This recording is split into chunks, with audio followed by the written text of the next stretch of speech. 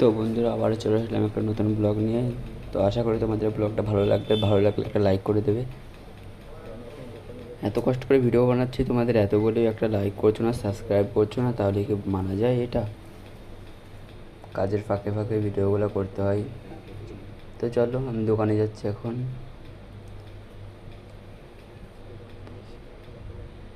চলো, দোকানে গিয়ে তোমাদের সাথে দেখা করতে পারলাম না, আমি দোকান থেকে বাড়ি চলে এসেছি, দোকান খোলা ছিল না।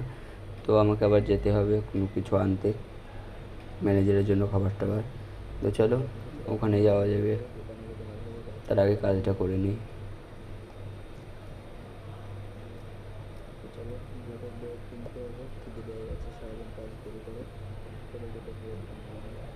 তো চলো তাহলে যাওয়া যাক ব্রেড আনতে।